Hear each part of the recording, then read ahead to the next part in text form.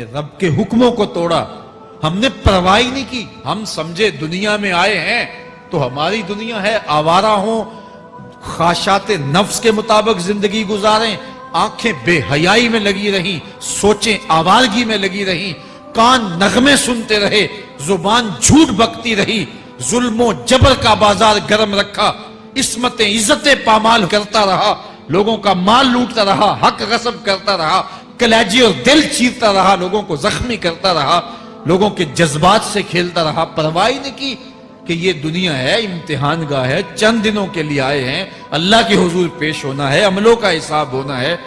اب جب وہ دیکھیں گے کہ ہمارے ساتھ کیا ہونے والا ہے تو ان کے چہرے پہلے بگڑ جائیں گے. کیوں؟ وہ گمان کریں گے کہ ان کی ریڑھ کی ہڈی توڑ دی جائے گی.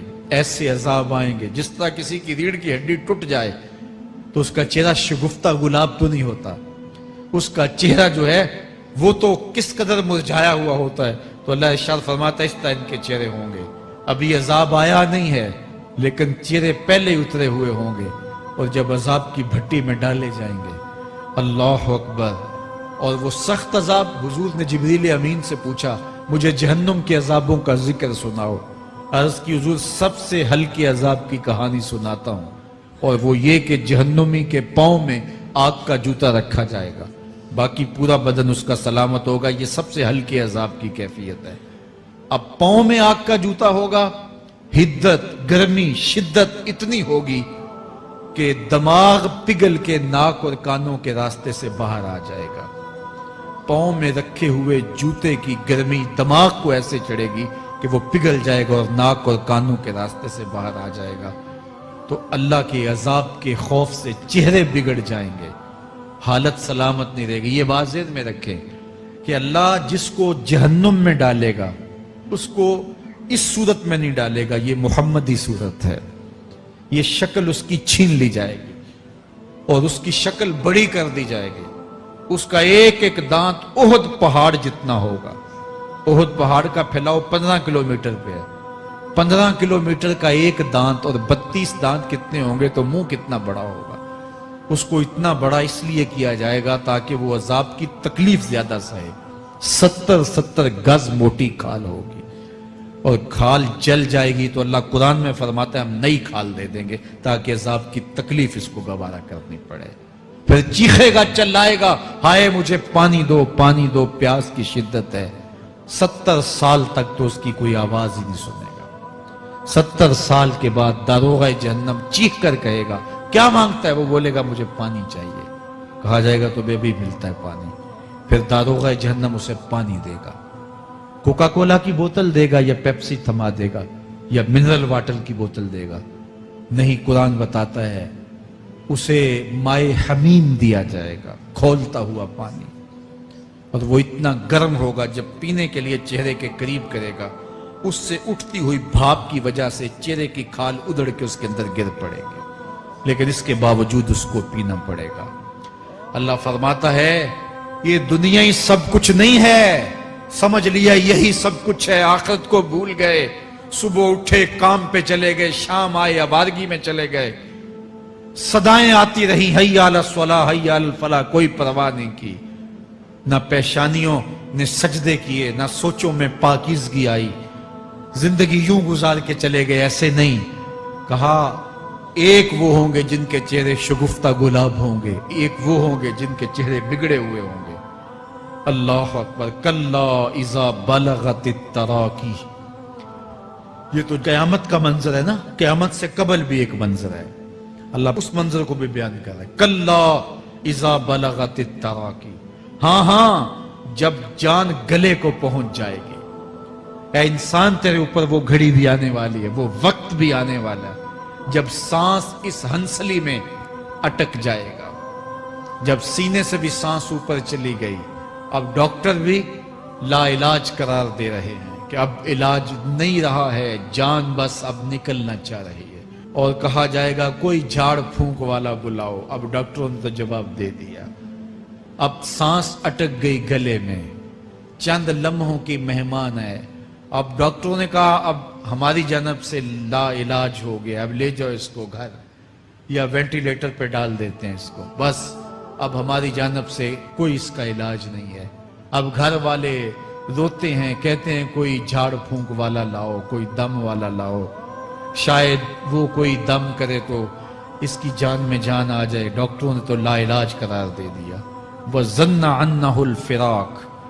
اللہ فرماتا ہے یہ تو جھاڑ پھونک والے کو ڈھونڈ رہے ہیں, لیکن جس کی سانس یہاں اٹکی ہے وہ سمجھ گیا ہے اب موت آ گئی ہے. اس کو یقین ہو گیا ہے کہ اب موت کے لمحے آ گئے ہیں, اب میں بچ نہیں پاؤں گا. اب آنکھیں تاڑے لگی ہوئی ہیں. وَالْتَفَّتِ السَّاقُ بِالسَّاقِ. پنڈلی پہ پنڈلی چڑھ رہی ہے. جب موت آ جاتی ہے تو پھر پنڈلی سے پنڈلی لپٹ جاتی ہے, اس کو پھر جدا کرتے ہیں اور جدا کر کے دونوں انگوٹھے باندھ دیتے ہیں تاکہ پنڈلی کے اوپر پنڈلی نہ چڑھے. اللہ وہ منظر بیان کرتا ہے, صاحب یہ وقت آنے والا ہے جب دونوں انگوٹھے باندھ دیے جائیں گے, جب ناک میں روئی ٹھونس دی جائے گی, جب چٹے لباس میں کفن دیا جائے گا, جب غسال کے سامنے بے بس پڑے ہوں گے, وہ چاہے یہ بازو اٹھائے چاہے یہ بازو اٹھائے, گرم پانی ڈالے یا سرد پانی ڈالے, جب بس پڑے ہوئے ہوں گے جو ہے وہ غسل دینے والوں کے, اور ناک میں روئی ہوگی اور دونوں انگوٹھے آپس میں بندے ہوں گے. یہ محل, یہ ماڑی, یہ کوٹھیاں, یہ بنگلے جس کو سویر شام لگ کے حلال حرام کی تمیز کیے بغیر بنایا تھا, غوث اعظم رضی اللہ تعالیٰ عنہ بولے مکان بنا رہا ہے, بسیں گے اور حساب تو جا کے دے گا. اور یہ تو ایک رات بھی تجھے اس گھر کے اندر نہیں رکھیں گے کہ چلو ایک رات مہمان رکھ لیں. کہتے ہیں نہیں نہیں, مہمانوں نے بھی جانا ہے تو جلدی کرو, اس کو سپرد کراؤ. وہ تو تیرا لباس بھی پھاڑ کے اتاریں گے, خود غسل دینے کے لیے تیار بھی نہیں ہے. تجھ سے خوف آنے لگا ہے, جاندی واری ڈرونا بنے ہوتے, ہاتھ نہ لاندے ڈر دے, جنہ لئی تو پاپ کمائے اج کتھے نہیں تیرے کر دے. آج تو وہ تیرے ساتھ تجھے غسل دینے کے لیے آمادہ نہیں ہے.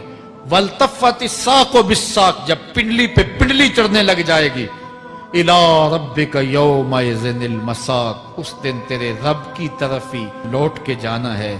فَلَا صَدَّقَ وَلَا صَلَّىٰ. اس نے نہ تو سچ مانا اور نہ نماز پڑھی. وَلَٰكِنْ كَذَّبَ وَتَوَلَّىٰ. ہاں جھٹلایا اور منہ پھیر کے چل پڑا. ثُمَّ ذَهَبَ إِلَىٰ أَهْلِهِ يَتَمَطَّىٰ. پھر اپنے گھر کو اکڑتا ہوا چلا. اولا لک فاولا ثم اولا لک فاولا. تیری خرابی آ پہنچی, ہاں تیری خرابی آ پہنچی. اَيَحْسَبُ الْإِنسَانُ أَن يُتْرَكَ سُدًى. انسان دنیا میں یہ گمان کرتا ہے اس کو سدا چھوڑ دیا جائے گا. سدا عربی میں ایسے اونٹ کو کہتے ہیں جس کی مہار کسی کے ہاتھ میں نہ ہو. شترے بے مہار, جہاں مرضی جس گھاٹ سے چاہے پانی پیے, جہاں سے مرضی چارہ لے, تو شترے بے مہار کو کہتے ہیں سدا. تو یہ انسان بھی گمان کرتا ہے کہ میں بھی سدا ہوں, مجھے کوئی کیوں پوچھے, میرے جذبات پہ کوئی کیوں قدغن لگائے, مجھے کیوں روکے کوئی. بالخصوص جوانی کے ایام کے اندر جوان کو بڑا ہوتا ہے کہ کوئی مجھے کیوں. وہ تو ماں باپ کے کہنے میں بھی نہیں آنا چاہتا, وہ کہتا ہے کیوں مجھے روکتے ہیں, میری جوانی ہے, میرے جذبات ہیں, مجھے آزادی سے جینے دو, کیوں میرے راستے میں رکاوٹ بنتے ہو, میں سدا ہوں. اللہ فرماتا ہے نہیں, ایک اونٹ تو سدا ہو سکتا ہے, جس کو میں نے اشرف المخلوقات بنایا ہے اس کو تو سدا نہیں چھوڑوں گا, اس کو تو پابند بناؤں گا حکام کا. اب وہ کہتا ہے کہ نہیں نہیں, یہ کیسے دوبارہ اٹھائے جائیں گے. اب دوبارہ وہی بات پھر آ گئی. الم یکن نطفۃ من منی یمنی. اللہ فرماتا ہے ایک بوند تھی نا, پانی کا ایک قطرہ تھا جو رحم مادر میں رکھا گیا. ثم کان علقہ, پھر وہ پانی کا قطرہ لوتھڑا بنا. فخلق فسوی, پھر اللہ نے اسے پیدا فرمایا اور پھر ٹھیک ہموار کیا. فجعل منہ الزوجین الذکر والانثی, پھر اس سے وہ جوڑ بنائے, کوئی مرد بنایا کوئی عورت بنائی. کہا اب غور کر, اب تیری آنکھیں دیکھتی ہیں, بجلیاں چمکتی ہیں, تیری زبان کا طوطی بولتا ہے, لوگ اشش کرتے ہیں تیری گفتگو پہ, تیری گفتار پہ صدقے جاتے ہیں, تیرے لہجے کے جمال کو دیکھتے ہیں, تیرے سینے کا زور, تیرے پنجوں کی طاقت, تیری دماغ کی تیزیاں اور تیری سوچوں کے اجالے, تیری زوردار ٹانگیں, تیرے کڑیل بازو اور تیری چوڑی چھاتی, اور تیرے گلاب کی پتیوں جیسے ہونٹ، اے انسان یہ سب کچھ کہاں تراشا گیا؟ ماں کے رحم میں، اس تاریکی میں جو 3 پردوں میں تھی، تیرا سر تیرے گھٹنوں میں تھا، اور تیرے رب نے وہاں تیرے اندر نسوانیت یا رجولیت کی صلاحیتیں پیدا کی، تیری آنکھوں میں چمک پیدا کی، تیرے کانوں میں نغمے بکھیرے، تیری زبان کے پٹھوں پہ قوت ذائقہ رکھی، تجھے بولنے کی صلاحیت دی، تیرے پنجوں میں زور رکھا۔ آج تو مفتی شہر ہے، آج تو علامۃ الدہر ہے، آج تو قاضی القضات ہے، آج تو منسٹر ہے، آج تو وزیر اعظم ہے، آج تو پہلوان ہے، آج تو شہزادہ ہے، آج تو بادشاہ ہے، آج تو زوراور ہے، آج تیری طاقت کے کیا کہنے۔ آج شیروں کو تو نچا لیتا ہے، ہاتھیوں کو تو بٹھا لیتا ہے، آج تو بڑا زوراور گھڑ سوار ہے، آج تیری طاقت کے کیا کہنے۔ تو کشتی کرتا ہے، زمانہ دیکھنے آتا ہے، آج تیری طاقت کے شوہرے ہیں، تیری عظمت کے تنتنے ہیں، لیکن انسان تو ایک ناپاک قطرہ تھا اور رحم مادر میں تھا۔ تیرے اندر یہ رنگ کس نے بھرے؟ تیرے کانوں میں نغمے کس نے رکھے؟ تجھے دماغ کی قوتیں کس نے دی؟ زبان کو بولنا کس نے سکھایا؟ آنکھوں میں توانائیاں کس نے رکھی؟ تیری زبان کا طوطی بولتا ہے، یہ سلیقے کس نے دیے؟ پھر اللہ فرمایا، کتنا زوردار بیان ہے، الیس ذالک بقادر علی ان یحیی الموتى۔ جو ماں کے پیٹ میں ایک نطفے کو ایک خوبصورت انسان بنا سکتا ہے، ہڈیوں کو جوڑ کے دوبارہ انسان نہیں بنا سکتا؟ کیا وہ دوبارہ تجھے کھڑا نہیں کر سکتا اپنے سامنے پیش ہونے کے لیے؟ جس کے حکموں کو تو نے توڑا ہے، جس کے فرامین کا تو نے مذاق اڑایا ہے، کیا وہ اتنا ہی بے بس ہے کہ اپنے حضور تجھے جو ہے وہ کھڑا ہی نہیں کر سکتا ہے؟ جس رب نے تجھے ماں کے شکم میں شکل دی، حضرت شیخ فرید الدین عطار بولتے ہیں، سانے کستی سلاتی می شود، ایسا کاریگر ہے مٹی سے بادشاہ بنا ڈالتا ہے۔ اس نے مٹی سے دارا و سکندر بنائے، اس نے مٹی سے جو ہے وہ رستم و سہراب بنائے، اس نے مٹی سے کیا کیا بنا دیا جو مٹی سے بادشاہ بنا سکتا ہے، جو نطفہ رحم مادر سے جو ہے وہ شکل اور صورت اور رنگ اور جمال بنا دیتا ہے۔ تیری صورت نکھرتی ہے، تیرے ہونٹ گلابی ہیں اور تیری نرگسی آنکھیں ہیں، تیرے ریشمی بال ہیں اور تیری خوبصورت رنگت ہے، تو چال چلتا ہے تو لگتا ہے قیامت چل رہی ہے، تیرا قد رانا جو ہے وہ صنوبر کو شرماتا ہے، تیری گفتار کے تنتنے ہیں۔ جس نے اتنی خوبصورت شکل ماں کے رحم میں بنائی، کیا وہ ہڈیوں کو جوڑ کے دوبارہ انسان نہیں بنا سکتا؟ وہ دوبارہ انسان بنائے گا اور پھر تجھے اپنے حضور کھڑا کرے گا۔ اور ایک حدیث میں آتا ہے، اللہ بندے کو اپنے حضور کھڑا کرنے کے بعد اپنے سامنے سے ہٹنے نہیں دے گا جب تک 5 سوال نہیں پوچھ لے گا۔ ان عمرہ ہی فیما افنا ہو، اس کی عمر کے بارے میں پوچھے گا، کہاں ضائع کی؟ میں نے تجھے زندگی دی، 60 سال 70 سال 40 سال 50 سال، اس زندگی کو کہاں گزار کے آیا ہے؟